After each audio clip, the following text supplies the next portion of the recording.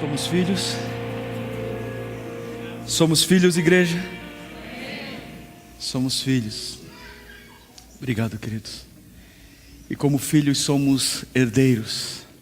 Herdeiros do Pai Celestial, co-herdeiros com nosso irmão mais velho Jesus. E Deus tem falado tanto ao nosso coração nesses dias, nessa série de ministrações. Tantos têm sido os testemunhos, tantos têm sido os compartilhamentos nas células e nos nossos grupos de WhatsApp, a forma como o Espírito Santo tem, após cada ministração, após cada célula, falado com cada um. E talvez você ainda não tenha dado a devida importância a isso. Talvez você até tenha aprendido alguma coisa nesse tempo sobre isso, mas não tem dado a devida importância quanto a ser filho de Deus. Talvez você tenha tomado isso como mais uma ministração na sua vida, mais uma série de ministrações, mas eu quero dizer para você que Deus tem preparado esse tempo. Deus tem nos direcionado a esse tempo com um propósito. Com o propósito de realmente entendermos em toda a sua plenitude, naquilo que Ele quer e tem para a nossa vida, de o que é ser filho de Deus, da importância que tem em sermos filhos de Deus, e por consequência herdeiros dEle, e por consequência podermos desfrutar de tudo aquilo que Ele tem para a nossa vida.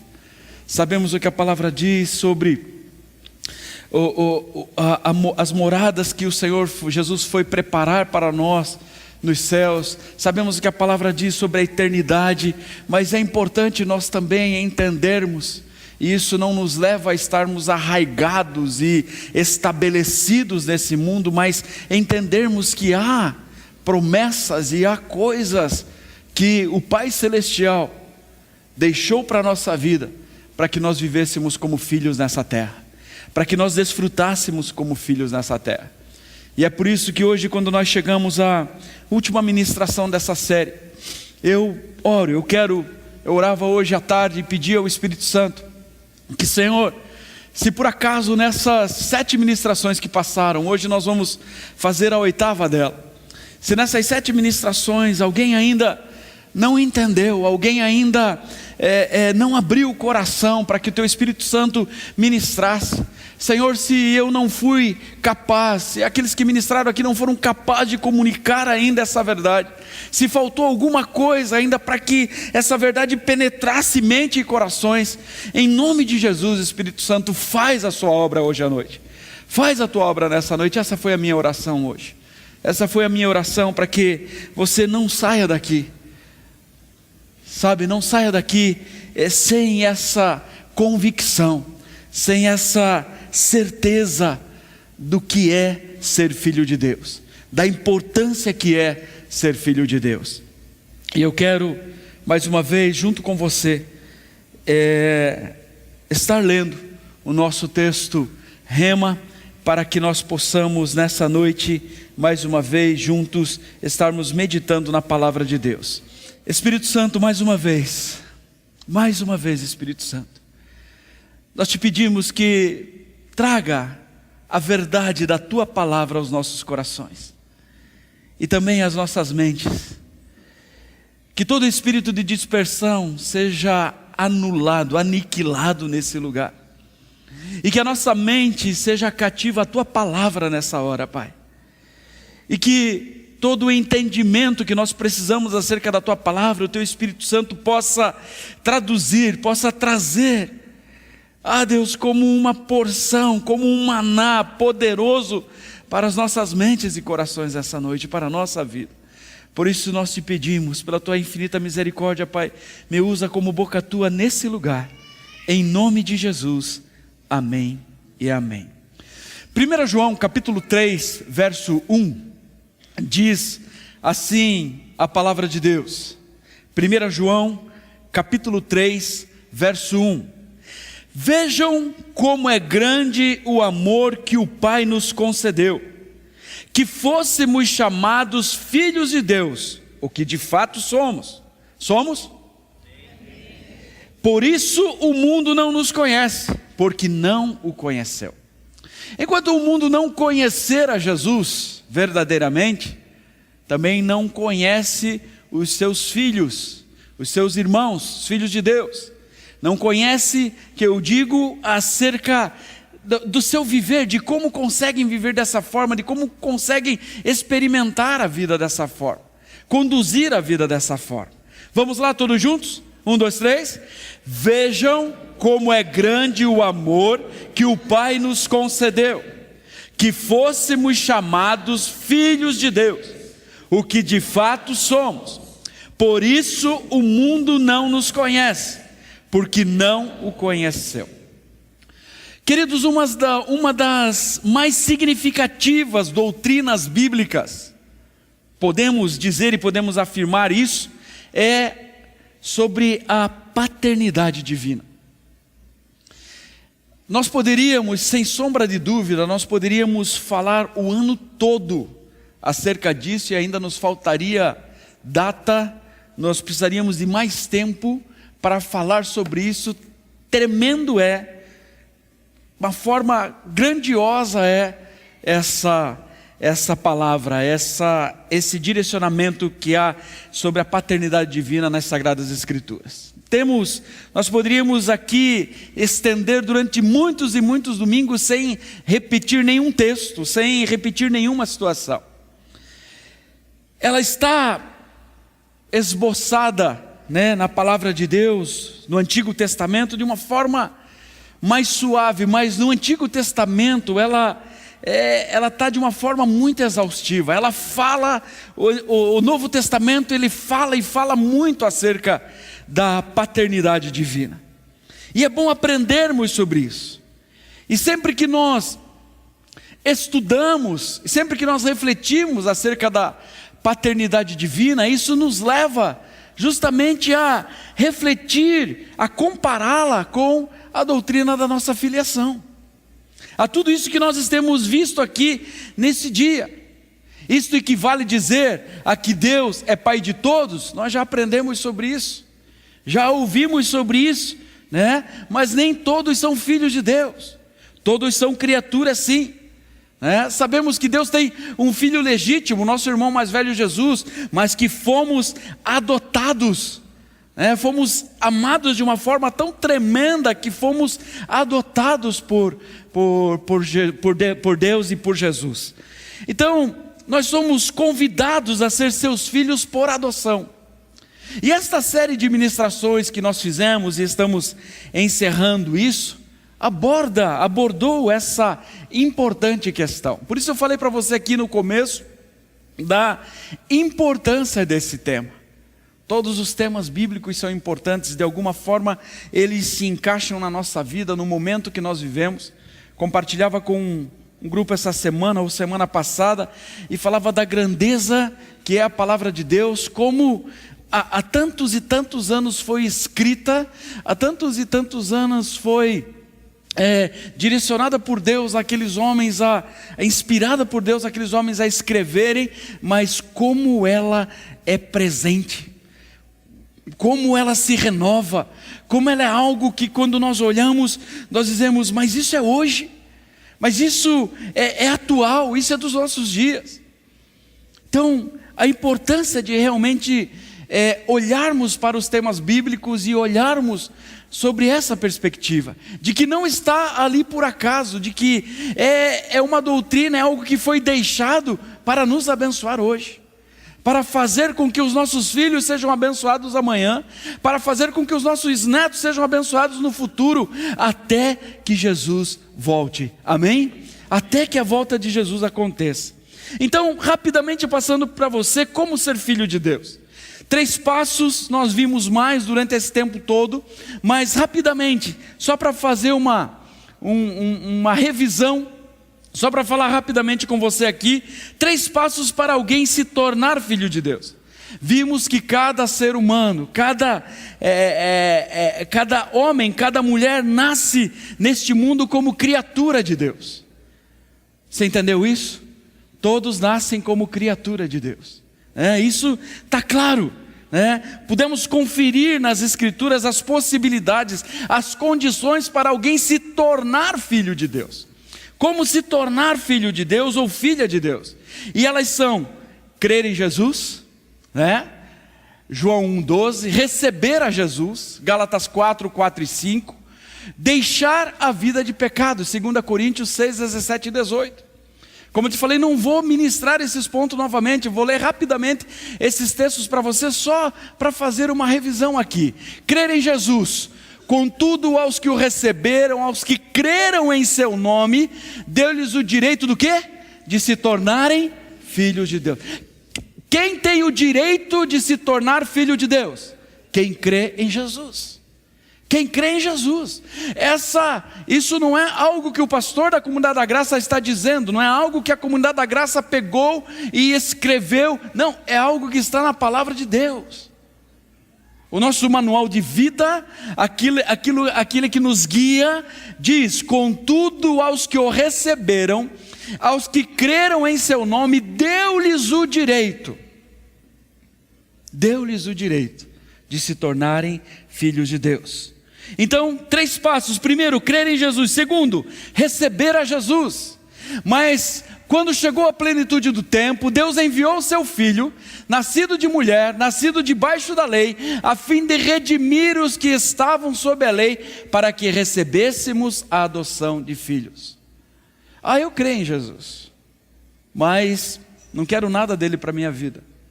Não o recebemos.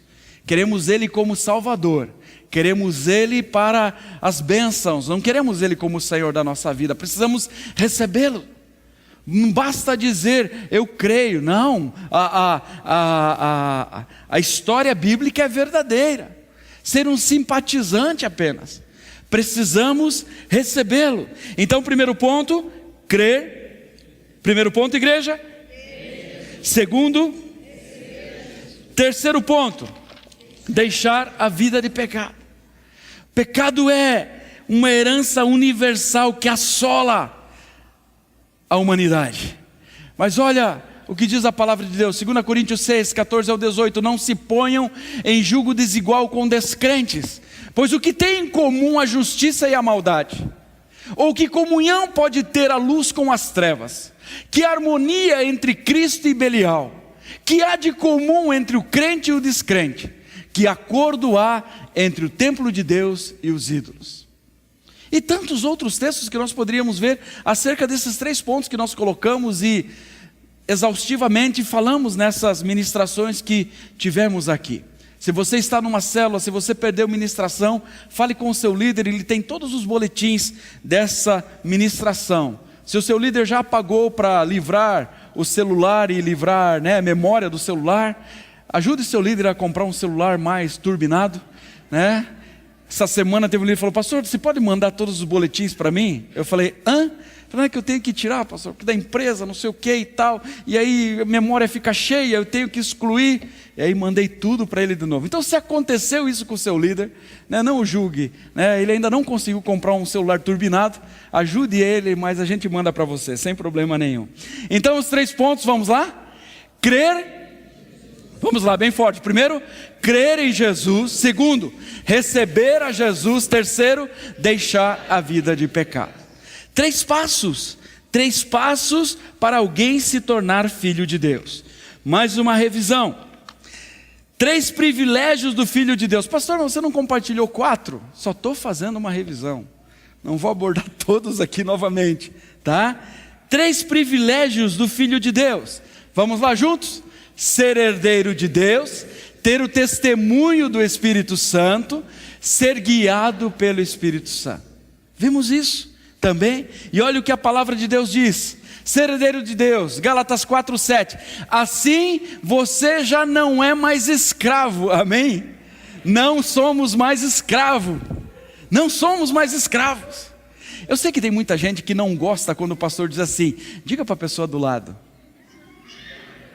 Às vezes eu ouço isso, eu vejo as pessoas escreverem isso até em rede social, pessoa aqui da comunidade. Por isso que eu falo, eu uso tão pouco isso, mas eu quero usar agora, tá? Posso usar? Tudo bem para você? Tudo bem? Você não vai escrever no Facebook amanhã? Se você escrever, põe o meu nome. Diga, ontem o pastor Roberto pediu para eu repetir para o outro lá. Sabe, queridos, a gente só procura dar uma dinâmica na ministração, nada mais do que isso, você não é obrigado a nada. Fica muito tranquilo com relação a isso. Sabe, eu não vou falar assim, Elson, você não falou quando eu disse. Eu não vou fazer isso com você. Fique muito tranquilo com relação a isso. Então você tem liberdade para falar ou não falar. Fique tranquilo com relação a isso. Diga assim, não somos mais escravos. Não somos mais escravos. E isso não sou eu que estou te dizendo, é a palavra de Deus que nos diz, amém? É a palavra de Deus. Assim você já não é mais escravo. Mas se eu não sou mais escravo, eu sou o quê? Mas sou filho. E por ser filho, Deus também o tornou herdeiro. Olha a palavra de Deus. E por ser filho, Deus o tornou herdeiro. Tremendo isso. Então, primeiro privilégio, 3 privilégios que eu separei aqui. Primeiro, ser herdeiro. Nossa condição anterior de escravo é substituída pela altamente honrosa de filho. O quão grande é esse privilégio? Nossa condição anterior de escravo é substituída pela altamente honrosa de filho. Tudo o que pertence a Deus, tudo o que pertence a Deus passa a pertencer a nós também. Amém? Temos desfrutado disso, temos vivido isso. Essa palavra ficou para nós, para refletirmos e tomarmos posse dela. Então, 3 privilégios de ser filho. Primeiro, ser. Segundo, ter o testemunho do Espírito Santo. Nele, quando vocês ouviram e creram na palavra da verdade, o evangelho que os salvou, vocês foram selados com o Espírito Santo da promessa, que é a garantia da nossa herança até a redenção daqueles que pertencem a Deus para o louvor da sua glória. Sabe o que é ter o testemunho do Espírito Santo? Eu acho que por mais que a gente tente entender, o que nós precisamos é viver isso. Sabe, porque é algo tão maravilhoso. É algo tão grandioso. Você pensa em alguém que fala de você, alguém que fala de você e, cara, fulano é, e fala bem, que aqui só tem gente santa, gente abençoada, então só fala bem. Agora, pense o que é o Espírito Santo testemunhar a teu respeito, ser testemunha de você. Esse é um privilégio para filhos. Esse é um privilégio para filhos. Vamos adiante. Primeiro, ser. Segundo, ter o testemunho do Espírito Santo. Terceiro, ser guiado pelo Espírito Santo. Romanos 8,14. Porque todos os que são guiados pelo Espírito de Deus são o quê? São filhos de Deus. Guiados. Como começa o seu dia? Como termina o seu dia?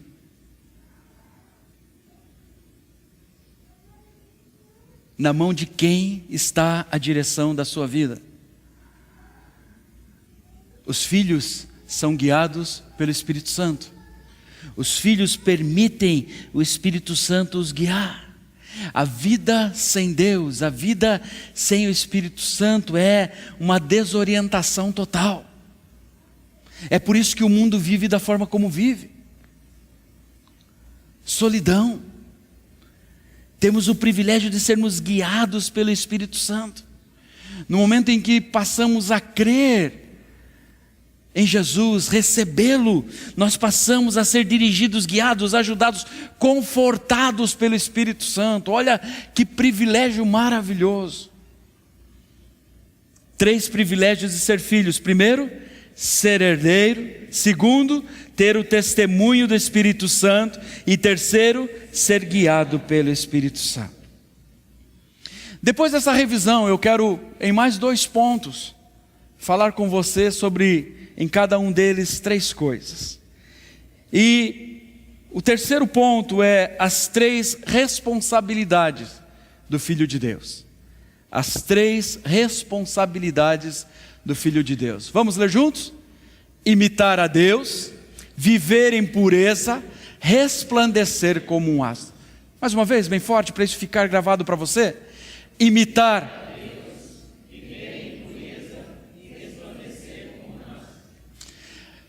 Sabemos que cada privilégio, cada princípio da palavra de Deus, ele corresponde a um dever. Cada privilégio corresponde a um dever.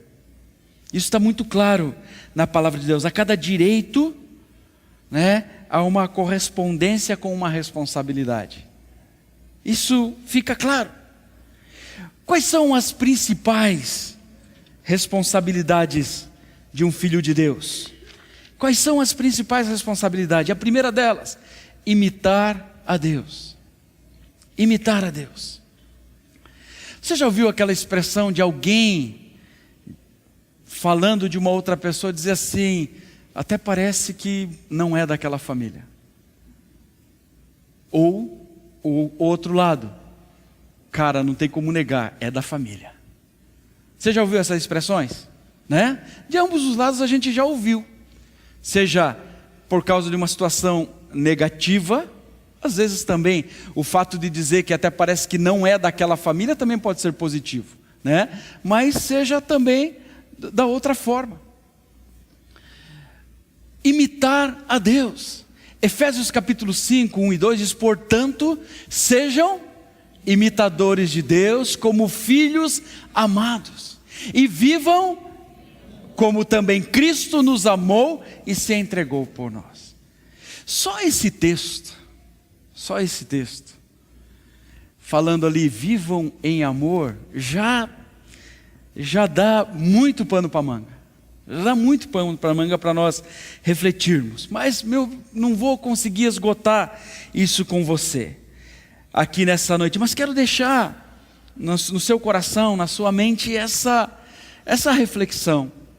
Levar você a realmente se interessar e buscar mais e ler mais a esse respeito. O que é imitar a Deus? Como filhos, nós olhamos para os nossos filhos e nós vemos claramente que eles são nossos filhos. Em gestos, em atitudes, enfim, comportamento, como fazem as coisas, e por aí vai. Volta e meia, eu e a pastora, a gente se pega observando os meninos em alguma coisa e falando justamente essa frase, não tem como negar. Às vezes bom, às vezes ruim, mas... Mas sabe, queridos, Deus é o supremo padrão de todos os cristãos. Deus deve ser o nosso padrão, o nosso supremo padrão, o nosso único padrão, o modelo para todos os filhos. É Ele. Mas pastor, e quando Paulo diz, sede meus imitadores, você tem que terminar o texto. O texto diz, sede meus imitadores, como eu sou de Cristo. Paulo não chama a questão para ele no sentido de imitem a mim. Ele está dizendo, imitem a mim porque eu imito a Cristo. De certa forma ele traz uma responsabilidade, mas ele está dizendo, porque eu faço da forma como deve ser feita, como Deus orientou. Eu sou imitador de Deus em primeiro lugar. Muitas vezes nós estamos preocupados em dizer para as pessoas o que elas devem fazer e como devem fazer, mas não é o que nós fazemos. Pais fazem muito isso com os filhos. Irmãos mais velhos fazem muito isso com os mais novos e por aí vai.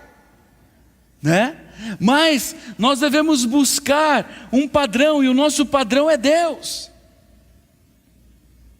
O nosso padrão é Deus, o nosso modelo é Deus. É através desse modelo que nós devemos nos espelhar.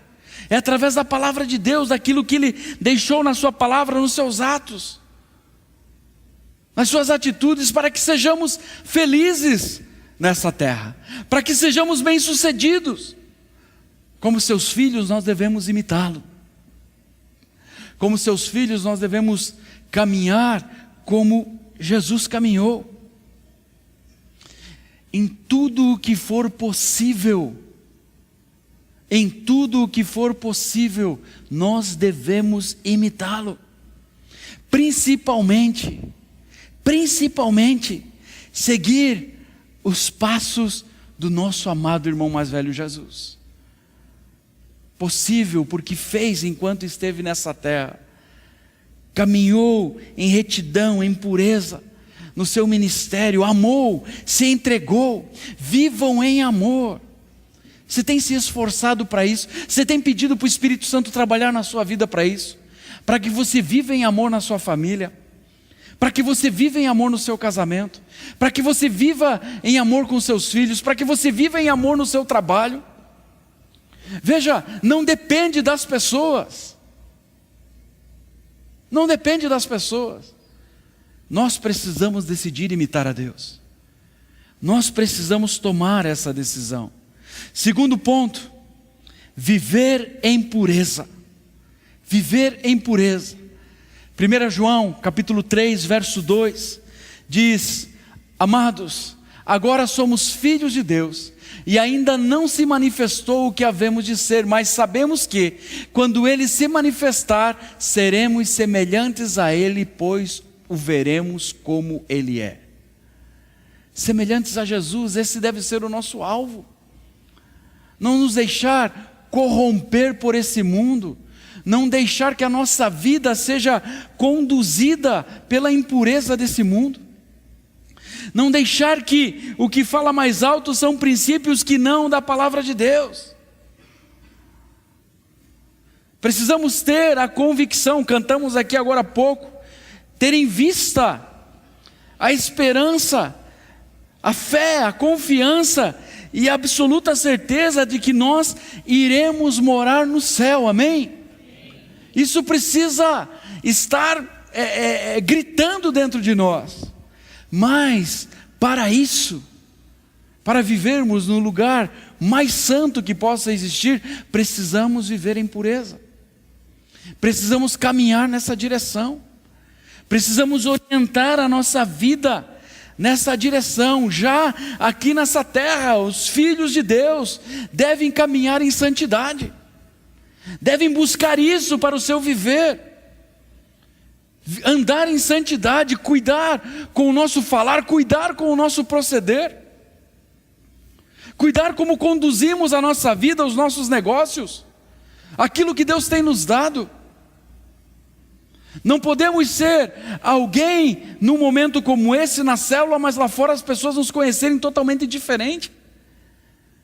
Não, de forma nenhuma, isso não é imitar a Deus, isso não é caminhar em pureza.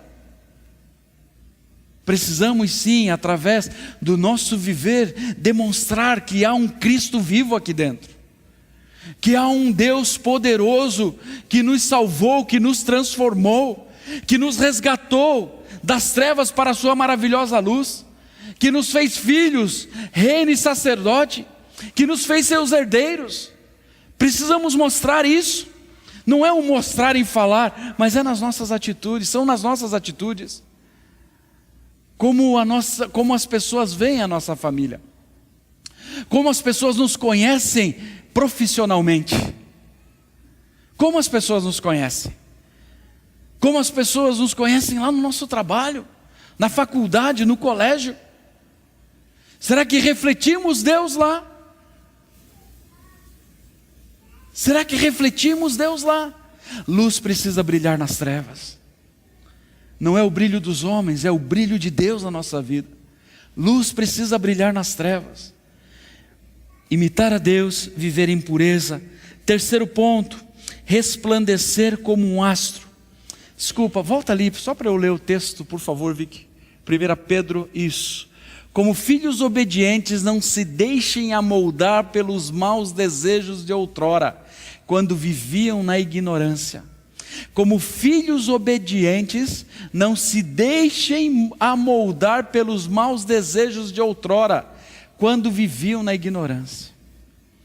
Há tantas coisas do nosso passado, que nós falamos assim, graças a Deus que eu encontrei Jesus. Mas há tantas coisinhas, e eu digo coisinhas porque realmente muitas vezes são pequenas coisas no sentido de vencermos, que ainda nos fazem olhar para trás e muitas vezes flertar com elas. Muitas vezes flertar com elas. Mas o texto é claro, como filhos obedientes. como filhos obedientes, não se deixem amoldar pelos maus desejos de outrora, quando viviam na ignorância, quando não conheciam a Deus, quando não tinham entendimento da palavra. Terceiro ponto, resplandecer como um astro, Filipenses 2,15, para que venham a tornar-se puros e irrepreensíveis, filhos de Deus inculpáveis, no meio de uma geração corrompida e depravada, na qual vocês brilham como estrelas no universo. Não é o brilhar do homem, exposto no sentido de que quer aparecer. Não, é por causa do Cristo que vive em mim. É por causa do Cristo que vive em mim, a forma como Ele tem, como eu tenho permitido o Espírito Santo trabalhar em mim, tem me feito uma nova criatura a cada dia, com novas atitudes, com novas posturas, com um amor incondicional, com um cuidado pelas pessoas que Deus tem colocado diante de mim, que o mundo não entende, uma preocupação com o próximo que o mundo não entende, mas brilhando, porque Jesus tem brilhado aqui dentro, porque Jesus tem feito algo aqui dentro.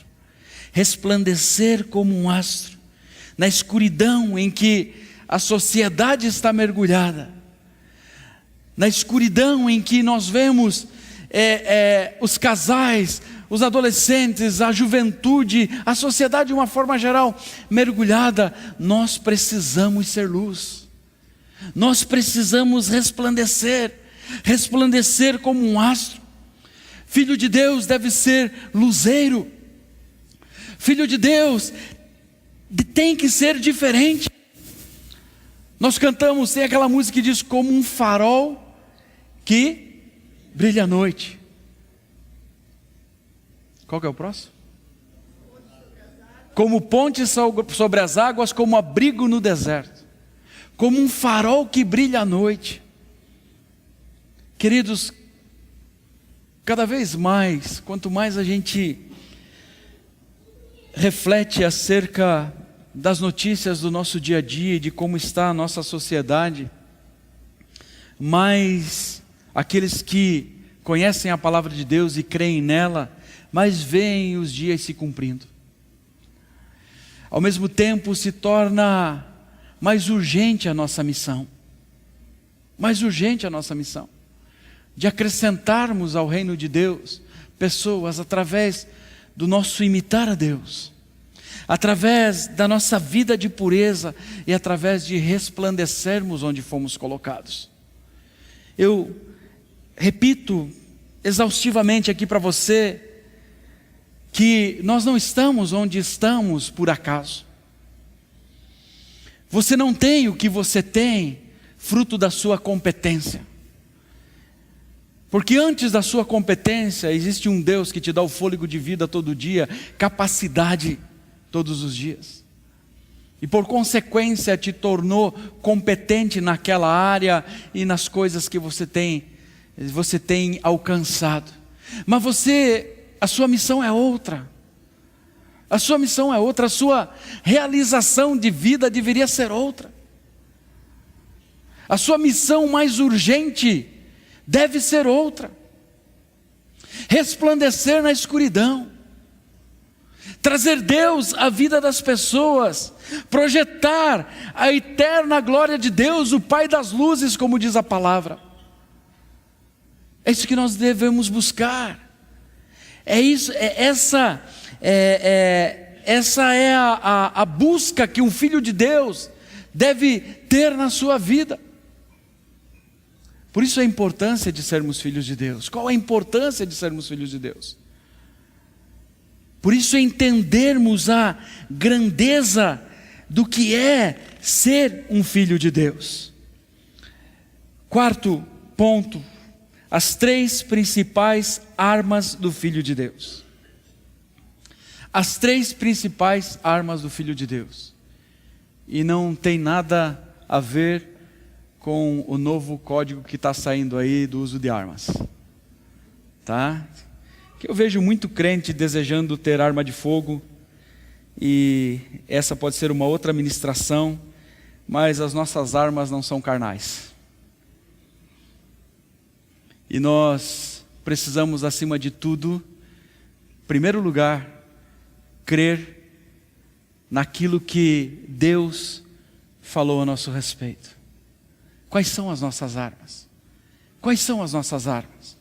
Quais são as armas, as 3 principais armas do Filho de Deus?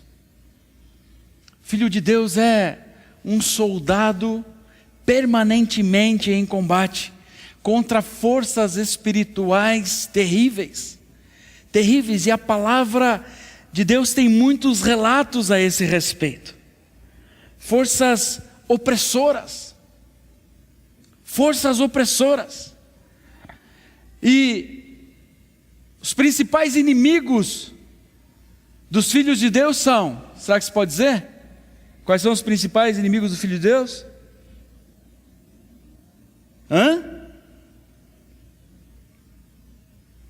Esse é o problema, você não conhece o seu inimigo.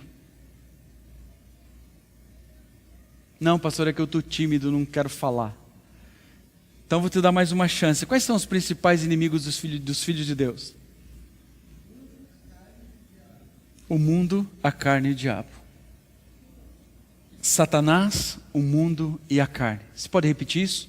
Satanás, o mundo e a carne. Quais são os 3 principais inimigos dos filhos de Deus? Satanás, o mundo e a carne. E para vencer esses tão terríveis inimigos, Deus nos oferece armas. Deus nos oferece armas. 3 delas que eu quero ver com você. A primeira dela é a palavra de Deus. Vamos lá juntos? Quais são as 3? A palavra de Deus, a fé em Jesus Cristo e o poder do Espírito Santo. A Bíblia Sagrada, ela é a espada do Espírito. Efésios 6:17 diz: usem o capacete da salvação e a espada do Espírito, que é a palavra de Deus. Queridos, e aqui é que muitos sucumbem. Você não precisa responder, é para você apenas refletir. Qual é o seu tempo diário com a palavra de Deus?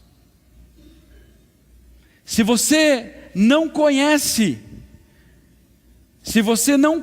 a sua arma, como você vai usá-la? Como você vai usá-la? Qual é o seu tempo diário com a palavra de Deus?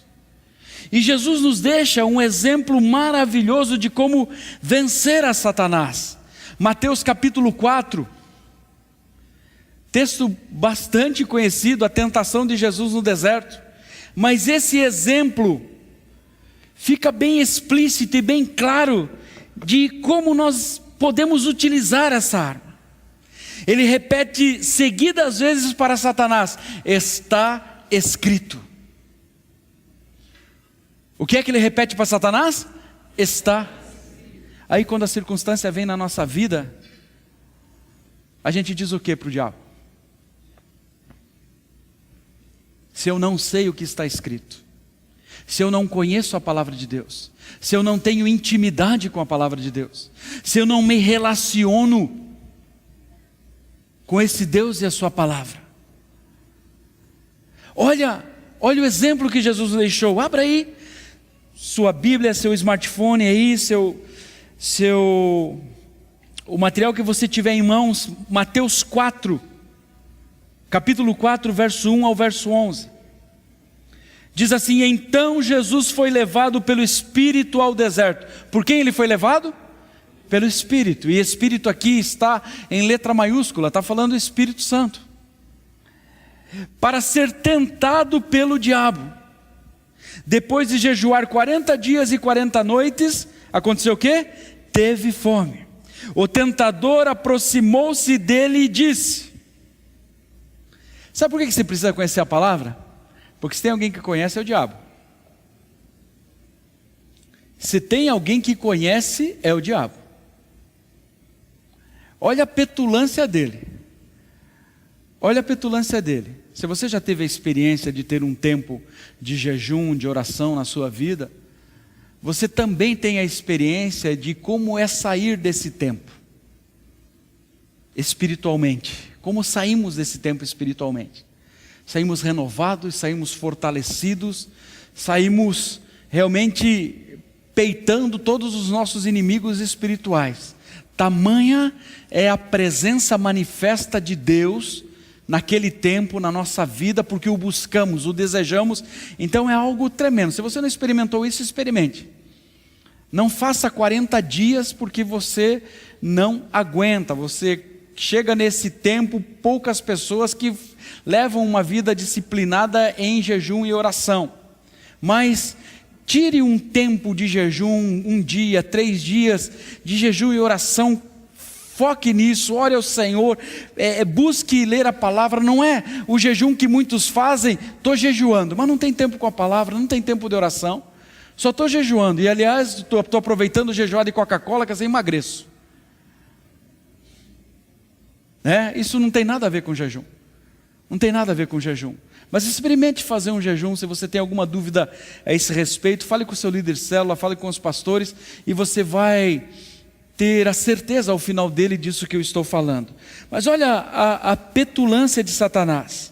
Depois de jejuar 40 dias e 40 noites, versículo 2, teve fome. O tentador aproximou-se dele e disse: se és o Filho de Deus, manda que essas pedras se transformem em pães. Manda que essas pedras se transformem em pães. Jesus respondeu: está escrito, nem só de pão viverá o homem, mas de toda a palavra que procede da boca de Deus. Primeiro round, 1-0 para Jesus. Então o diabo o levou à cidade santa, colocou-o na parte mais alta do templo e lhe disse: se és o Filho de Deus, joga-te daqui para baixo, pois está escrito, ele dará ordens a seus anjos a seu respeito, e com as mãos eles te segurarão, para que você não tropece em alguma pedra. Conhece a palavra ou não conhece? O que Jesus respondeu? Também está escrito, não ponha à prova o Senhor seu Deus. 2-0 para Jesus. Como é que está o placar do diabo com você? Vamos voltar para o texto. Depois o diabo o levou a um monte muito alto e mostrou-lhe todos os reinos do mundo e o seu esplendor. E disse-lhe: tudo isto te darei se te prostrares e me adorares. Jesus lhe disse: retire-se, Satanás, pois está escrito, adore o Senhor, o seu Deus, e só a Ele preste culto. O que aconteceu? Então o diabo o deixou, e anjos vieram e o serviram.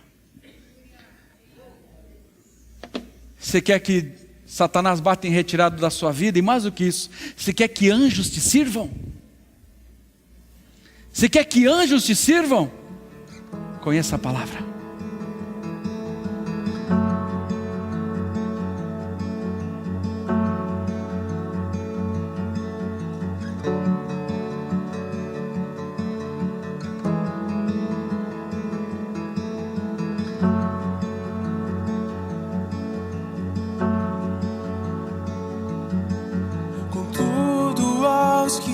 Receberam e aos que creram em teu nome,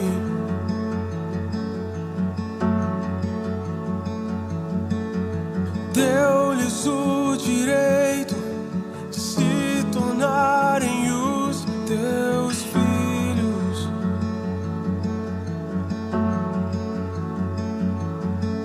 O Espírito de Deus testifica com